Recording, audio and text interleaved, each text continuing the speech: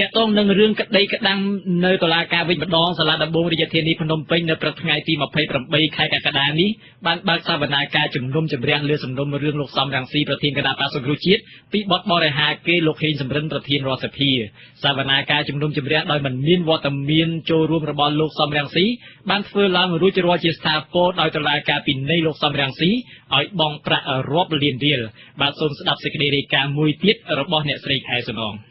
សវនាការកំបាំងមុខរបស់សាលាដំបងរាជធានីភ្នំពេញបានសម្រេចផ្តន្ទាទោសពិន័យជាប្រាក់ពីលោកសំរងស៊ីចំនួន10លានរៀលចូលថវិការដ្ឋនិងសំណងជំងឺចិត្តដល់លោកហេងសំរិន150លានរៀលពីបទបរិហាកេសំណុំរឿងប្តឹងផ្តល់បទបរិហាកេជាសាធារណៈនេះគឺត្រូវបានលោកគីតិចមេធាវីលោកហេងសំរិនប្រធានរដ្ឋសភាបានប្តឹងបន្ទាប់ពីលោកសំរងស៊ីប្រធានគណៈបកប្រឆាំងបង្ហោះនៅលើបណ្ដាញសង្គម Facebook របស់លោកកាលពីថ្ងៃទី17ខែវិច្ឆិកាឆ្នាំ2015ថារបបកើតឡើងក្រោយថ្ងៃ7មករាឆ្នាំ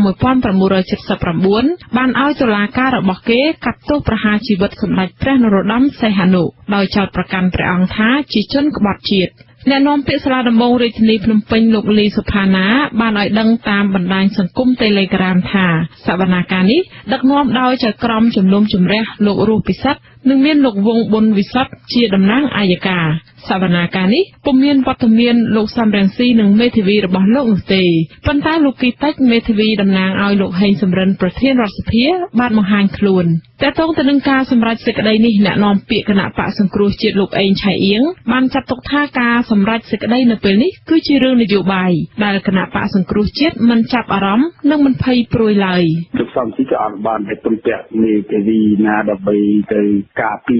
ឬទេក៏ស្កាត់ដឹងថាជានយោបាយលោកសំរងស៊ីកំពុងនិរទេសខ្លួនទៅប្រទេសបារាំងដោយសារលោកកំពុងរងការប្តឹងផ្តល់និងជាប់បណ្តឹងជាច្រើននៅតុលាការដែលលោកសំរងស៊ីខ្លួនឯងយល់ថាតុលាការកម្ពុជាមិនមានឯករាជ្យភាពនិងស្ថិតក្រោមឥទ្ធិពលគណៈបកកាន់អំណាចចំណែកអ្នកច្បាប់ធ្លាប់លើកឡើងថាបើមានការកាត់ទោសព្រះមហាក្សត្រសីហនុក្នុងរបបគ្រប់គ្រងរបស់លោកហេងសំរិនមែនលោកសំរងស៊ីនិយាយមិនខុសនោះទេតែបើគ្មានការកាត់ទោសទេលោកសំរងស៊ីគួរបញ្យល់ឲ្យបានច្បាស់ថាលោកបានពាក្យសម្ដីនេះមកពីណាទោះបីជាយ៉ាងណាលោកសំរងស៊ីធ្លាប់អះអាងថាលោកគ្រាន់តែនិយាយតាមសម្ដេចព្រះនរោត្តមសីហនុប៉ុណ្ណោះចា៎នាងខ្ញុំខែសុណងអាស៊ីសេរីភ្នំពេញ